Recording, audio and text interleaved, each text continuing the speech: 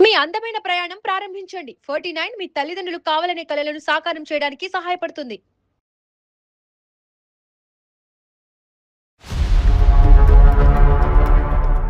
అబ్బాయి వచ్చి హైదరాబాద్ లో ఉంటాడండి. సాఫ్ట్వేర్ కంపెనీలో జాబ్. ఒక్కడే అబ్బాయి మీకు?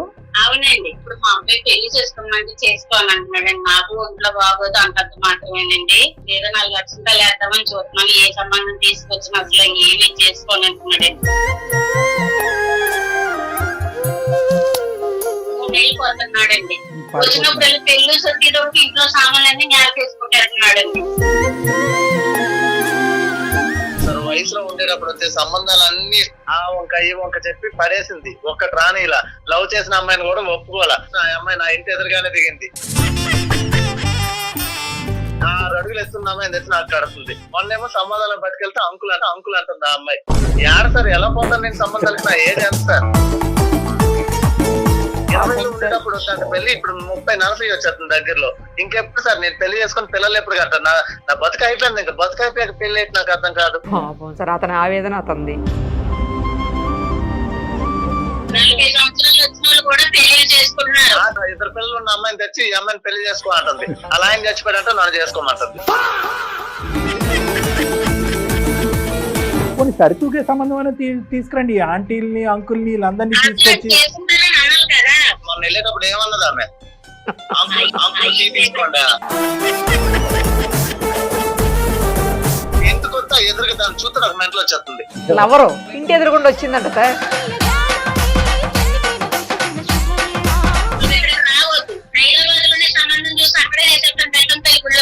ఇక్కడ కూడా రెడీగా ఉన్నారు కావాలి సార్. అయితే ఉంటారు. నా కొడుకు ఏదో ఒక పెళ్లి చేసి పెట్టి ఆడుకంటూ ఒక తోడంటూ ఉంటే చాలు సార్. రేపొద్దు నేను చనిపోయినా నా కొడుకు భార్య పిల్లలు ఉన్నారు అని అనుకుంటాను. ఇప్పుడు రేపొద్దు నాకు ఏమైనా ఉన్నా అడిగంటూ ఎవరు చూడలేదు.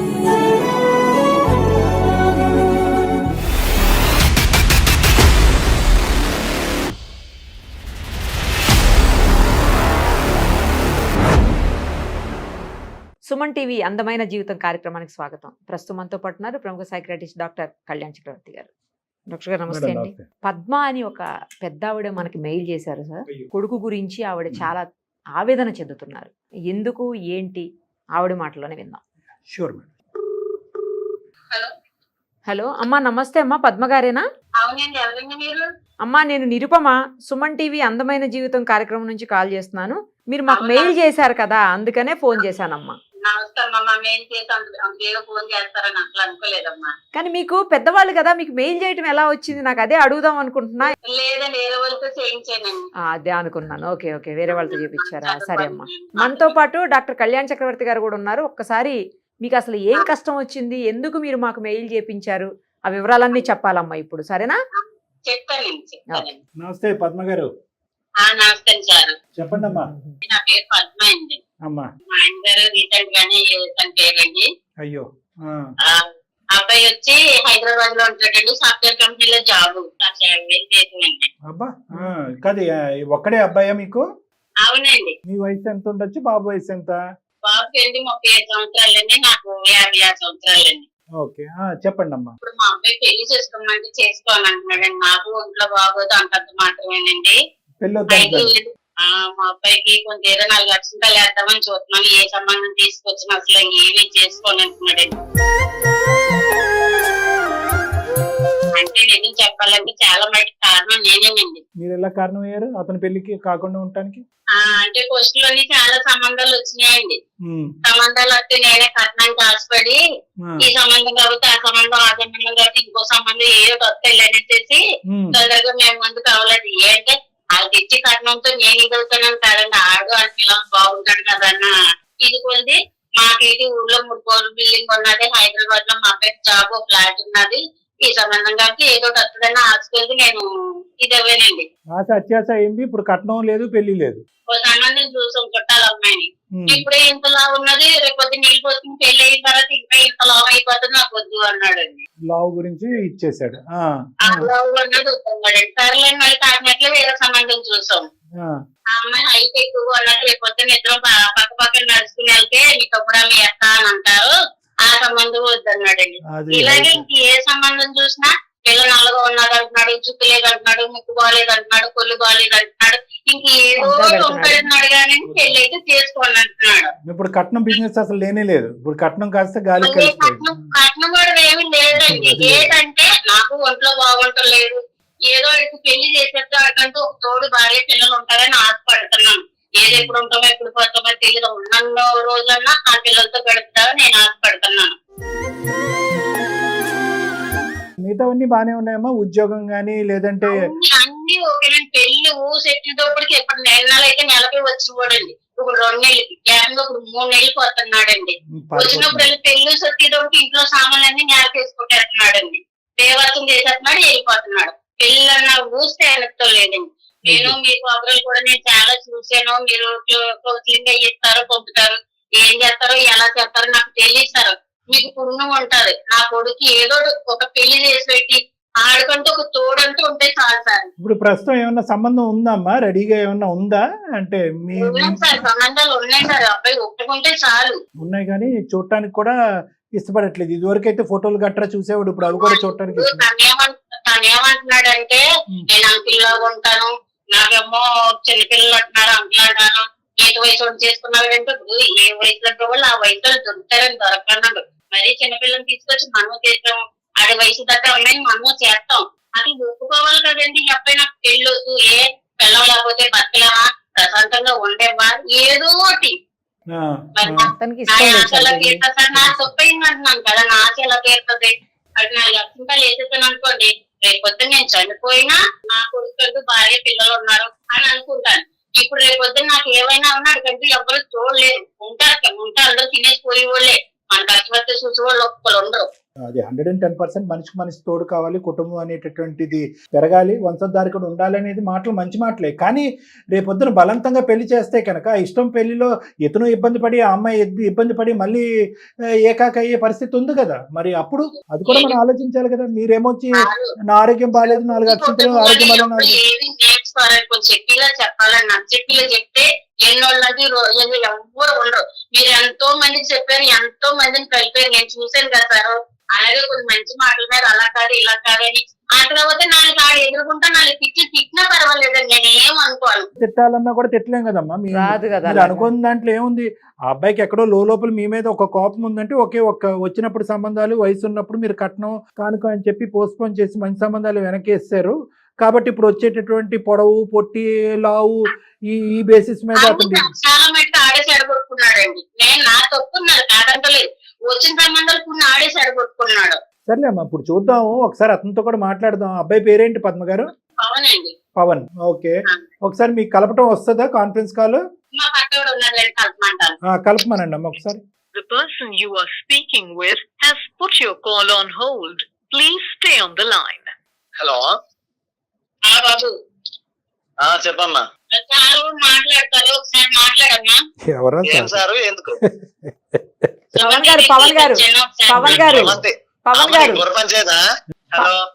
పవన్ గారు ఒక్క నిమిషం. ఆవిడికి పాపం చెప్పడం రాలేదు.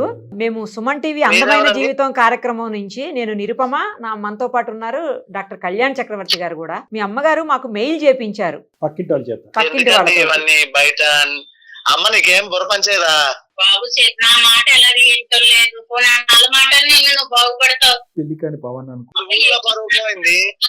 అది కాదు బాబు, నా మాట సార్ మాట్లాడతారు, మాట్లాడు. ఉండమ్మా, అబ్బాయి మనసులో ఏదో చెప్తున్నాడు, 2 మాటలు చెప్పనియండి. చెప్పండి పవన్ గారు. మీ అమ్మగారి మీద ఏదో ఊర్లో పరువులు పోయిందండి. మీ ప్రోగ్రామ్ వచ్చామనుకోండి అందరికి తెలిసిపోద్ది ఇవన్నీ. అదేం కాదులే నాన్న, నువ్వు చూసుంటావు మన ప్రోగ్రామ్స్, చాలా సందర్భాల్లో చెప్పాము.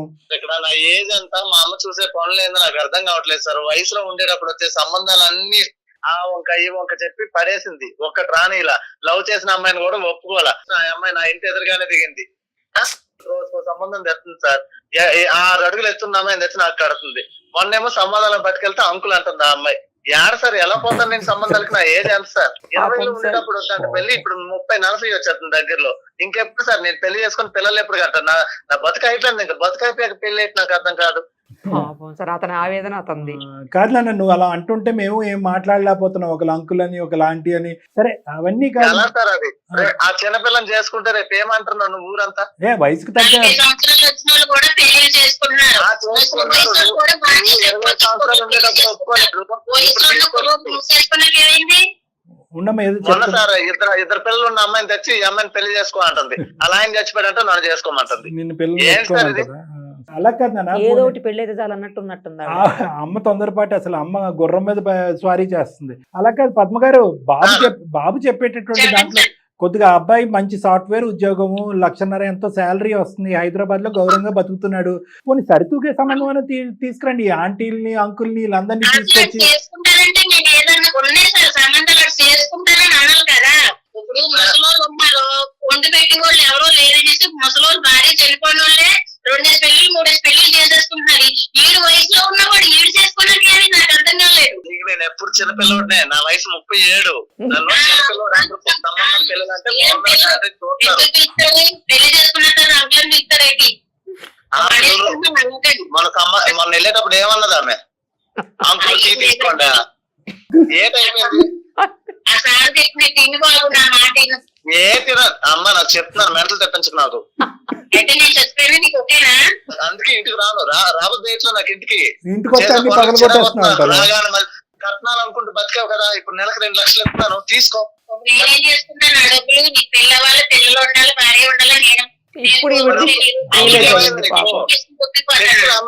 మీ ఇంటికి వస్తా ఎదురుగా దాన్ని చూస్తే నాకు మెంటలు వచ్చేస్తుంది. లవరు ఇంటి ఎదురుగుండా వచ్చిందంట సార్. కాదు ఎవరు సార్ నేను లవ్ చేశాను సార్ అది ఇది అని చెప్పి సంబంధం క్యాన్సిల్ చేసేసింది. ఇంకా అమ్మాయి ఎదుర్కొంటే లైవ్ లోనే ఉందా? ఆ అమ్మాయి ఇంకా లైవ్ లోనే ఉంది ఎదుర్కొంటే. మా ఇంటి ముందు ఆయన పెళ్లి చేసుకున్నాడు. నేను ఇంటికి వెళ్తే ఆ మొహం ఎట్లా చెప్పమంటారు? ఒక హాఫ్ ఇంచ్ లో మిస్ అయ్యా. సరే అందుకే ఇంటికి వెళ్ళట్లేదు అంటున్నాడు. అంకుల్ అంటే ఇంకా 2 నిమిషాలు అక్కడ నిలబడలేదు సార్. నేను తల మళ్ళీ వచ్చి తీసినట్టు కూర్చోమంటారు. అయిపోతుంది. నాకు స్టే లేదా? పనికి మాలలో ఉన్నా బాబు నువ్వు ఒక పని చేయి బాబు, నువ్వు ఇక్కడికి రావద్దు. హైదరాబాద్ లోనే సంబంధం చూసి అక్కడే చేసేస్తాను పెద్దంతల్లి గుళ్ళో పెళ్లి. ఇక్కడ కూడా రెడీ ఉన్నాడు సార్. అయితే పెళ్లి ఆ పెళ్లి దృష్టిలో పెళ్లి పెళ్లి పెద్దంతల్లి గుడిలో చేసేది అంటే నేను ఏదో విధంగా నీకు ప్రశాంతంగానే బతుకుతున్నాను. ప్రశాంతంగా తిను, నలుగురు పైన అదే ఉన్నంత రోజులు ఓకే. నీకు రేపు పొద్దున తోడు ఎవరుంటారు? నీకు ఒంట్లో బాగోలేదు. చూసుకున్నాను తల్లి, నీకు దండం. నా సార్ చెప్తే ఏంటో, నా సార్ ఎంతో మంది చెప్పి ఎంతో మందిని కలిపారు ఆయన. వీడియోలు నేను చూస్తాను, కాదనట్లా మంచిగానే చెప్తారు. కానీ ఇప్పుడు నా ఏజ్ అది కాదు కదమ్మా. నువ్వు ఎక్కడికి వెళ్ళినా ఉండదు. 37 సంవత్సరాలు ఎక్కి ఏం కాదు పవన్, నా మాట నా సార్ చెప్పినట్టు పోనీ. ఆ సార్ చెప్తారు అమ్మ నువ్వు అమ్మవి. నేను ఎంత పెద్దోడినైనా నీకు చిన్నోడిని. అంకుల్ అన్న వాళ్ళకి తెలుసు, మొహం మీద ఉమ్మేసిన వాళ్ళకి తెలుసు. నవ్వుతున్నారు అటు చూసి ఇటు చూసి. ఇదిగో సార్ ఇలాగే మాట్లాడుతున్నారు ఉన్నాం పద్మ గారు. ఏం మాట్లాడండి మీరు ఇందాక అన్నారు కదా పెళ్లి గారు. పవన్ ఇది నాన్న హాస్యం తర్వాత ఒక్క 2 నిమిషాలు విన్నానా? అమ్మ పద్మ గారు మీరు 2 నిమిషాలు ఓపి పడతానంటే నేను బాబుతో మాట్లాడతాను. ఒకటి ఇప్పుడు మీరు పెళ్లి అని చెప్పి అతని జీవితం మీద పెళ్లి అంటేనే విరక్తి, పెళ్లి అనే పదం అంటేనే వాంతి అయ్యేటట్టుంది. ఆ పరిస్థితి తీసుకొచ్చారు. ఇలాంటి పిల్లల్ని బలవంతంగా తీసుకెళ్లి కట్టబెడితే కనుక 3-4 ముచ్చట అవుతుందమ్మా. అక్కడ అనవసరంగా తర్వాత కోర్టులు డైవర్సులు అని చెప్పి కొట్టుకు సావాలి. ఇంకొకటి జీవితం ఎందుకు అంత అబ్బాయిని మరీ అంత రేపో మాపో మీకేదో ప్రాణాలు హరించిపోయేటట్టు, రేపో మాపో ఏదో ఉపద్రవం వచ్చేటట్టు మాట్లాడుతున్నారు. ఆగండి. పెళ్లి ఎంత ఇంపార్టెంటో రేపొద్దున పెళ్లి చేసుకున్న తర్వాత ఆ పెళ్లిని కాపాడుకోవటం కూడా అంత ఇంపార్టెంట్. ఈరోజు మీరు బ్లాక్ మెయిల్ చేసి భయపెట్టి కింద మీద పడి కొట్లాడుకుని అతను టీవీలు ఫోన్లు పగలగొట్టి పెళ్లి చేసుకుని ఎవరిని ఉద్ధరిద్దామని అంతేనా? పెళ్లి అయిపోవాలి, అక్షింతలు వేసేయాలి, ఒక మనవడిని ఎత్తేసుకోవాలి, అంతేనా కాన్సెప్ట్? అంత ఈజీ కాదమ్మా. ఆ అబ్బాయిలో అసలు ఆవగింజ అంత పెళ్లి మీద ఒక రెస్పెక్ట్ గౌరవం కూడా ఇదివరకు ఉండేది, పోయింది. మీరు అప్పుడేమొచ్చి కొలమానం చేశారు, తూకం వేశారు. అప్పుడు కులం అన్నారు, గోత్రం అన్నారు, కట్నం అన్నారు. ఆ అబ్బాయికి పెళ్లి వయసు ఉన్నప్పుడు ఇష్టపడినప్పుడు ఇష్టమైనటువంటి అమ్మాయికి చేయలేదు. ఇప్పుడు కళ్ళెదురుగుంటా ఆ అమ్మాయి ఎదురింటి అతనితో హ్యాపీగా పెళ్లి అయిపోయింది. వాళ్ళకి 2-3 పిల్లలంట. ఇక్కడ ఇతను కడుపు కాలిపోదా? మీ ఇంటికే రావటం మానేశాడు అతను. మీరు పెద్దవాళ్ళు అసలు మీరు పట్టిన కుందేలకు 3 కాళ్ళు అంటే 3 కాళ్ళు. అప్పుడు ఏమైపోయింది ఇంగితం ఆలోచన? అప్పుడు ఈ అబ్బాయి భవిష్యత్తు గురించి ఆలోచించలేదా? ఎందుకమ్మా తల్లిదండ్రులు ప్రతిదాన్ని చోట పిల్లల్ని ఏదో పావుల్లాగా వస్తువుల్లాగా వాడుకుంటారు? మీరు అనుకుంటే పెళ్లి, మీరు వద్దనుకుంటే పెళ్లి కాదు. మీకు కావాల్స్తే కోడలు కావాలి, వద్దనుకుంటే వద్దు. ఇంతేనా? బాగా చెప్పారు సార్. సరేలే. ఇప్పుడు అమ్మను కూడా అనేది ఏముంది నాన్న చనిపోయి సంవత్సరంన్నర అయింది. ఆ బాధలో కూడా ఆవిడ ఉంది. ఏదో షుగర్ బీపీ ఏవో ఉన్నాయని చెప్పి మెయిల్లో పెట్టింది. ఆరోగ్య పరిస్థితి కూడా అంతంత మాత్రం ఉంది, గుండె జబ్బు కూడా ఉందని. నేను నెలకు 1,00,000 పంపించి ప్రశాంతంగా ఊర్లో సార్ మాది పల్లెటూరు. ఓ 10,000 ఇస్తే ఇంటి చాకరీ అంతా చేసేటోళ్ళు ఉన్నారు. ఎక్కడెక్కడికో పట్టణాలకు పోయి 10,000 చేస్తున్నారు సార్. 10,000 ఇచ్చాయి, అదే లెక్క. 90,000 నీ దగ్గర పెట్టుకో. అంటే పనుల్ని సొంతోళ్ళు పనోళ్ళు ఒకటైతారా? పవన్ పనులను పెట్టుకునే స్తోమత ఉంటే పెళ్లిళ్ళు అక్కర్లేదా? భార్య పిల్లలు అక్కర్లేదా? కోడళ్ళు అల్లుళ్ళు అక్కర్లేదా? అంటే డబ్బులతో అన్ని కొనేసుకోవచ్చు. నేను కాదనట్లేదు సార్, నా ఏజ్ ఇప్పుడు ఎంత సార్? ఇంకో పవన్ 10 సంవత్సరాలు అయితే నా బతుక అయిపోయినట్టే సార్. ఈ 10 సంవత్సరాల్లో ఎప్పుడు పిల్లల్ని అంటాను, ఎప్పుడు ఇంకా వాళ్ళకి ఎవరు ఉంటారు సార్ నేను లేకుండా? నువ్వు 57కి మీ అమ్మగారి వయసు అయిపోయింది అంటున్నావు, నువ్వు 37కే నీ వయసు అయిపోయింది అంటున్నావు. బిలే ఉన్నారు తల్లి కొడుకులు. అది కాదు కదా 37 ఏంటి? 37కి ఎందుకు అంత నువ్వు అంత ఇది అయిపోతున్నావు? చాలా మంది 34, 35, 36, 37 కూడా చేసుకుంటున్నారు. ఎటొచ్చి అమ్మకు వచ్చిన తొందరపాటు ఏంటంటే ఫిల్టర్ చేయకుండా ఎవడు దొరికితే వాడిని తీసుకొచ్చి అమ్మాయిని తీసుకొచ్చేసి క్యూలో పెట్టేసేటప్పటికి నీకు అసహ్యం కలుగుతుంది. అమ్మ అసలు మ్యాచింగ్ చూడట్లేదు. ఆవిడకున్న తొందరపాటులో ఏంటంటే సార్ పెళ్ళే 3 పిల్లలు ఉన్నారు సార్, ఆమెకి తీసుకొచ్చి చేసుకో అంటుంది. మరీ టూ మచ్ అమ్మ. పద్మ గారు అసలు కరెక్ట్ గా లేదు. మంచి ఆమె, నేను వాళ్ళ ఇంటికి వెళ్తుంటాను అప్పుడప్పుడు. ఎట్లా సార్ అనేది అమ్మ పద్మ గారు ఒకటి ఇప్పుడు నేనేమంటున్నానంటే అమ్మ చూడండి, చిన్నపిల్లలు కొంతమంది ఉంటారు, స్కూల్ అంటే భయం అంటారు. తల్లిదండ్రులు ఏం చేస్తారు, అరే స్కూల్కి ఎప్పుడు వెళ్తావు, ఇప్పుడు వెళ్తావు, రేపు వెళ్తావు, ఎల్లుండి నుంచి వెళ్తావు అని చెప్పి స్కూల్ అంటే కనుక కొన్ని 2-3 రోజులు పోయిన తర్వాత, ఒక 2-3 వారాలు పోయిన తర్వాత అది స్కూల్ అంటేనే వాంతి అవుతుంది. అలా చేస్తారు మీరు పెళ్లి గురించి. అంటే పెళ్లి అనేటటువంటిది ఒక అసహించుకుని ఏవగించుకుని పెళ్లి వద్దు అనే సబ్జెక్ట్ కాదు ఈ అబ్బాయి. పెళ్లి కాని ప్రసాద్ అలాగే ఏదో పెళ్లి కాని పవన్ అని అతను అనుకుంటున్నాడు కదా, ఆ క్యారెక్టర్ కానే కాదు. తనకు నచ్చినటువంటి అమ్మాయి తను చేసుకుని తన జీవితంతో ఒక అమ్మాయితో కలగందాం అనుకున్నాడు. ఆ కళ ఎవరో అంటున్నారు. ఇప్పుడు నేను అనేది ఏంటంటే అప్పుడు కోరిక ఉన్నటువంటి అబ్బాయి ఇప్పుడు కోరిక ఎలా చచ్చిపోతుంది? చచ్చిపోదు ఆ కోరిక. ఎటొచ్చి ఏంటంటే అది కట్ చేసింది మీరే. ఇప్పుడు 3 పిల్లలు ఉన్న తల్లిని తీసుకొచ్చింది మీరే. అంటే పెళ్లి ఎప్పుడు చేసుకోవాలి అనేది మీరే డిసైడ్ చేస్తారు, ఎవరిని చేసుకోవాలనేది డిసైడ్ చేస్తారు. పెళ్లికి ముందే పిల్లలు ఉండాలా లేదా అనేది కూడా మీరు డిసైడ్ చేస్తారా? నేనేమంటున్నానంటే పద్మ గారు, మీ వయసుకి నేను గౌరవిస్తున్నాను, మీ బాధను నేను అర్థం చేసుకోగలను. భర్త పోయిన తర్వాత వంశధారకుడు కొడుకు కంటే కనుక అది చూసుకుని మురిసిపోవచ్చు, నా ఆఖరి రోజులు హ్యాపీగా ముందుకెళ్ళిపోవచ్చు అనే ఆలోచనలో మీరున్నారు. కానీ దానివల్ల ఆ భయం వల్ల ఏమవుతుందంటే తొందరపాటుతనం పెరిగిపోయింది, అనాలోచితం పెరిగిపోయింది, భయం ఎక్కువైపోయింది. సో ఏమంటున్నారు, ఎవరో ఒకరు వస్తారు, ఇరుగు పరుగు మీ చుట్టాలు అందరూ ఉంటారు కదా, పవన్కి ఎప్పుడు పెళ్లి చేస్తావు అని అంటూ ఉంటారు కదా. అది ఏమొచ్చి మీ కత్తుల్లో గుచ్చుకునేటప్పటికి ఎవరో ఒకరు ఏదో సంబంధం తీసుకొచ్చేటప్పటికి వద్దు, ఇది కుదురుతుంది, ఇది కుదరదు, పవన్కి ఇది నచ్చుతుంది, నచ్చదు అనే బేసిక్ అసెస్మెంట్ మీరు చేయట్లే. డైరెక్ట్గా వాళ్ళు ఫోటో ఇవ్వటం, ఇక్కడ ఫోటో ఇవ్వటం, పంపించడం, పెళ్లి చూపులు ఎప్పుడు. పెళ్లి చేయటం ఇంపార్టెంట్ కాదు, ఎటువంటి అమ్మాయిని తీసుకొస్తే కనుక పవన్ అంగీకరిస్తాడనేది మినిమం ఆలోచన మీరు చేయండి. ఏది తీసుకొస్తే అది తీసుకొచ్చేయటం వల్ల పవన్ ఏమైంది, ఆఖరి మీ మీద ఒక కోపం వచ్చేసింది, ఇంటి మీద కోపం వచ్చేసింది, ఒక ఏవగింపు, ఒక అసహ్యం కలిగేసి ఆఖరికి తల్లి కొడుకుల బంధం పోయింది. ఇక్కడ పెళ్లి అనే కాన్సెప్ట్తో పెళ్లి చేసుకున్న అతను సుఖపడతాడు, 2 పిల్లలు అంటాడు అనేది దూరం విషయం. తల్లి కొడుకుల బంధం తెగిపోయింది ఇక్కడ. చాలా బాధ. ఇప్పుడు సుమన్ టీవీ కలపాల్సి వస్తుంది. నువ్వు ఫోన్ చేస్తేనే అమ్మ తిన్నావా, బాగున్నావా, ఆరోగ్యం ఎలా ఉంది అనే మాటలు ఇద్దరు వైపు అడుక్కోకుండా, అరే బాబు సంబంధం తీసుకొచ్చాను పెళ్లి చేసుకుంటాం అనే మాట ఒకటే అతను వినిపించుకునేటప్పటికి అసలు మీ ఫోనే ఎత్తట్లేదు, మీ మొహమే చూడట్లేదు, మీ ఊరే రావట్లేదు. ఇదేనమ్మా పెళ్లి చేసి మనం ఉద్ధరించేది. కాబట్టి నేను అనేది ఏంటంటే పద్మ గారు, నేను ఇంకో 2-3 మాటలు పవన్తో మాట్లాడే ముందు మీ మనస్సాక్షి మీద మీరు చెయ్యేసుకుని అనవసరంగా నేను తొందరపడను, కొంతకాలం దీనికి ఒక వ్యవధినిస్తాను, కొంతకాలం అంటే కనుక ఇంక 3 సంవత్సరాలు నన్ను కాదు, కొంతకాలం ఈ టాపిక్ తప్ప కొన్ని వారాలు, కొన్ని నెలల పాటు ఈ టాపిక్ తప్ప ఒక తల్లి కొడుకులు సర్వసహజంగా మాట్లాడుకునే మిగతా టాపిక్లు అన్నీ మాట్లాడుకోండి, బాబుని ఇంటికి రానివ్వండి. ఎవరైనా పవన్కి పెళ్ళి ఎప్పుడు అంటే కనుక నోరు మూసుకోండి అని చెప్పి మర్యాదపూర్వకంగా వాళ్ళకి చెప్పండి. ఇదే సబ్జెక్టు మీద ఏ డిస్కషన్ మీ ఇద్దరి మధ్యన కానీ, మీ ఇరుగు పొరుగు మధ్యలో కానీ, మీ చుట్టాలలో కానీ జరగకూడదు. కొంతకాలము వ్యవధినివ్వండి, గ్యాప్నివ్వండి, బాబుని సేద తీరనివ్వండి, ఊపిరి పీల్చుకోనివ్వండి ప్లీజ్. ఇది నా విన్నపం. ఇది నెంబర్ 1. పవన్, నాది ఒకటే మాట నాన్న, అమ్మది అభద్రత అనుకో, భయం అనుకో, అనాలోచితం అనుకో, ఏదన్నా అనుకో, I don't know what that is. నాన్నగారు ఈ మధ్యనే చనిపోయారు, పదే ఆ మాట అంటున్నాను, బాధపడు. దాంతో ఏంటంటే అమ్మకి ఇన్సెక్యూరిటీ, అభద్రత భావం పెరిగిపోయింది. ఏమో నేను చూడకుండానే ఒక పెళ్లి, ఒకటే ఒక కొడుకు కదా, 10 మంది ఉంటే 9 మంది పెళ్లి అయింది. అప్పట్లో నచ్చింది చేసేయంటే ఒప్పుకుందా నానా సరే నాన్న. పవన్, గతాన్ని తవ్వటం వల్ల నీ టైం వేస్ట్, నా టైం వేస్ట్, జరగబోయేది చేద్దాం. అమ్మ ఇప్పటి నుంచి కొన్ని రోజుల గ్యాప్ వరకు పెళ్లి అనేటటువంటి ప్రస్తావన తీసుకురాదు. తర్వాత నెంబర్ 1. నెంబర్ 2, దయచేసి నీ వయసును ఓవర్ ఎస్టిమేట్ చేయొద్దు. ఈరోజు కాళ్ళు చేతులు అన్నీ బాగానే కదులుతున్నప్పుడు అన్నీ బాగానే ఉంటాయి. రేపొద్దున నా అనేటటువంటి తోడు కావాల్సినటువంటి అవసరం ఉంది. పెళ్లి యొక్క ప్రాముఖ్యత గురించి నన్ను మాట్లాడమంటే కంటిన్యూస్గా ఒక 10 గంటలు మాట్లాడతాను, కానీ ఇప్పుడు అంత టైం లేదు కాబట్టి అది కూడా నేను మాట్లాడట్లేదు. నువ్వు పెళ్లి అనేటటువంటి సబ్జెక్ట్ పదే పదే అమ్మ నీ దగ్గర తీసుకురావటం వల్ల నీలో ఒక చిరాకు కోపం ఏర్పడిందని నాకు అర్థమైంది. అమ్మ స్టెప్ బ్యాక్ అవుతుంది. ఈ సబ్జెక్ట్ గురించి అమ్మ కానీ, నీకు నచ్చినటువంటి నీ కుటుంబ సభ్యులు ఎవరు కానీ, నీ స్నేహితులు కానీ ఎవరు కూడా మాట్లాడకుండా మనం ఒక ఏర్పాటు చేద్దాం. కానీ దయచేసి నీ వయసును ఓవర్ ఎస్టిమేట్ చేయొద్దు. దయచేసి ఇంకా పెళ్లి వద్దు, నాకు వయసు మీరిపోయింది అనే ముద్ర నీ మీద నువ్వు వేసుకోవద్దు. నీకు సరితూగేటటువంటి సంబంధం తీసుకొచ్చేటటువంటి బాధ్యత మీ అమ్మగారు రానున్న రోజుల్లో తీసుకుంటారు. ఒకప్పుడు ఆవిడకి అర్థం కానటువంటిది, బోధపడినటువంటిది, ఆలోచన లేనటువంటి పరిస్థితి వస్తాయి కనుక అటువంటి సంబంధాలు ఎంచేటటువంటి ప్రక్రియలో నేను కూడా ఇన్వాల్వ్ అవుతాను కావాలంటే. ఎందుకంటే అమ్మకి ఇప్పుడు సపోర్ట్ సిస్టమ్ ఎవరు లేరు.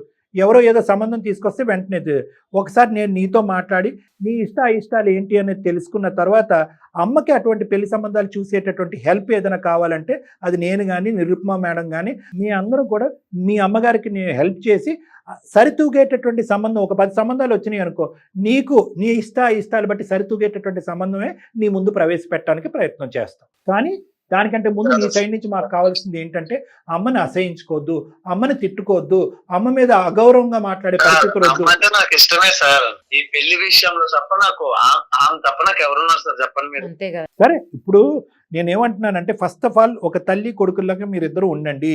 ఈ పెళ్లి అనే సబ్జెక్ట్ వల్ల మీ ఇద్దరి మధ్యన దూరాభారం పెంచుకోకండి. అమ్మ దగ్గర కలిసి వస్తూ ఉండు, ఊరెళ్ళు, అమ్మతో పాటు కూర్చో, అమ్మ చేసినటువంటి కమ్మటి భోజనం తినిరా, అక్కడ నిద్రించు. అది కూడా ఆ అమ్మకు కూడా ఆ గ్యారంటీ, నా కొడుకు నాకు దూరం అవ్వట్లేదు అనే గ్యారంటీ. ఆ పిచ్చి తల్లి ఏం చేస్తుందంటే పెళ్లి చేసేస్తే కనుక నీకు ఒక తోడు వస్తే కనుక ఆవిడ హ్యాపీగా ఉండొచ్చు అనేటటువంటి బాధ, భయంతో ఆవిడకి నీతో ఉండే బంధం ఏమైపోతుందని కూడా ఆలోచించట్లేదు ఆవిడ. నాకు ఆ విషయం అర్థం అవుతుంది. కానీ ఎప్పుడైతే నేను ఈ పెళ్ళికి వెళ్తున్నానో ఆంకులు ఈ పెళ్లి కానీ ఇవన్నీ మాట్లాడినాక వెళ్ళి మాట్లాడేది అవసరమా? అంత దూరం వెళ్ళి నచ్చలేదంటే అది ఎలా నేను తీసుకోవాలి? అవన్నీ అర్థమైంది. నేను మాట్లాడింది కూడా అర్థమైంది కదా. పెళ్లి అనేది అప్పుడే డిలీట్ చేయవలసిన అవసరం లేదు. నీకు వయసు మితిమీరిపోలేదు. అమ్మ నీకు సరితూగేటటువంటి సంబంధాలు అమ్మ తీసుకొస్తుంది. ఒకప్పుడు అమ్మకి ఆ కెపాసిటీ లేకపోతే అమ్మకి నేను నిరుపమ మేడం హెల్ప్ చేసేటటువంటి ప్రక్రియలోకి కూడా దిగుతాము. Please, okay? ఇంతవరకు నాకు నిరుపమ మేడంకి ఇద్దరికి నువ్వు చక్కగా కోఆపరేట్ చేసినందుకు థ్యాంక్ యూ నాన్న. ఈ మాత్రం మాట్లాడతావు అని కూడా మేము అనుకోలేదు. ఏమన్నా అసందర్భంగా మేము ఏమైనా నవ్వి ఇంకో విధంగా హాస్యాస్పదంగా ఉంటే క్షమించు. సరే నాన్న, సరే, మనం మళ్ళీ ఒకసారి కలుద్దాం హైదరాబాద్ లో. ఈ లోపల అమ్మతో ఒక 2 మాటలు మాట్లాడాలి. నువ్వు ఫోన్ పెట్టేసాను. Okay, bye Pavan. God bless you, all the best. Bye. మీరు కట్ చేసేయండి. నువ్వు పెట్టేనా అమ్మతో మాట్లాడు. పద్మ గారు 2 నిమిషాలు వినండి అమ్మా. ఆ అబ్బాయి మాట్లాడేటటువంటి ప్రతి మాటలో ఒక అర్థం ఉంది. అసందర్భంగా అనవసరంగా పనికిరాని మాట ఒక్కటి కూడా మాట్లాడలేదు ఆ అబ్బాయి. చక్క చదువు తగ్గట్టుగా ప్రవర్తించాడు, ఉద్యోగం తగ్గట్టుగా ప్రవర్తించాడు, మీరు పెంచినటువంటి విధంగా మాట్లాడాడు. అన్నీ కూడా బ్యాలెన్స్డ్గా ఉన్నాయి. అలాంటి అబ్బాయికి ఏదో దొరికితే ఒక అమ్మాయిని చేసేద్దామనే ఆలోచన ప్రధానంగా తల్లిగా మీకు ఉండకూడదు. చక్కటి పిల్ల, ఓకే, ఆలోచన ఉన్నటువంటి పిల్ల, వయసుకు తగ్గట్టు పిల్ల. మీరు ఏది పడితే తెచ్చేటమే మేడం. పిల్లల్ని, మనవల్ని, మనవరాణులు ఉన్న వాళ్ళందరినీ తీసుకొచ్చి క్యూ కట్టేస్తే ఆడికి అసలు పెళ్లి మీద ఇష్టమే పోయింది, చచ్చిపోయింది ఇష్టం. ఫస్ట్ పెళ్లి మీద ఇష్టం పెంచే విధంగా మనం మాట్లాడాలి, ఆలోచించాలి. కాబట్టి నేను ఇందాక చెప్పాను కదా, కొద్దిగా మీ యొక్క ప్రయత్నాన్ని విరమించుకోండి, తాత్కాలికంగా సస్పెండ్ చేయండి. దయచేసి ఆలోచించి నెక్స్ట్ స్టెప్ వేయవలసిన అవసరం ఉంది. ఈ లోపల తల్లి కొడుకు ఇద్దరు కూడా హ్యాపీగా మాట్లాడుకోండి, ఓకేనా? అంటే ఇందాక గర్జించి ఇంకో విధంగా మాట్లాడుంటే కనుక క్షమించండి. ఎందుకంటే మీరు ఇచ్చిన స్వేచ్ఛకు బట్టే అది ఉపయోగించేసుకుని ఒక 2 మాటలు ఎక్స్ట్రా మీతో మాట్లాడాము కాబట్టి. రైట్, ఓకే అమ్మా. నమస్తే అమ్మా, థ్యాంక్ యూ పద్మ గారు. ఉంటానమ్మా. చాలా మంచి కౌన్సిలింగ్ సార్ ఇది. అదే, అవును మేడం, బాగా అనిపించింది. ఉపయోగపడాలి, ఇద్దరికి ఉపయోగపడాలి, తల్లికి ఉపయోగపడాలి, కొడుక్కి ఉపయోగపడాలి. ఇద్దరికి కూడా చాలా మంచిగా చెప్పారు. ఎవరికి చెప్పాల్సిన రీతిలో, ఎవరికి చెప్పాల్సిన పద్ధతిలో వాళ్ళకి చెప్పారు. బాగుంది సార్. దాంతో వాళ్ళు మారి మంచిగా అవుతారు. ముందు ఫస్ట్ వాళ్ళిద్దరం మధ్య బంధం గట్టిపడితే తల్లి కొడుకుల బంధం, దట్ ఈస్ మోర్ ఇంపార్టెంట్. మిగతా అన్ని ఆటోమేటిక్ జరుగుతాయి. Thank you. నమస్తే.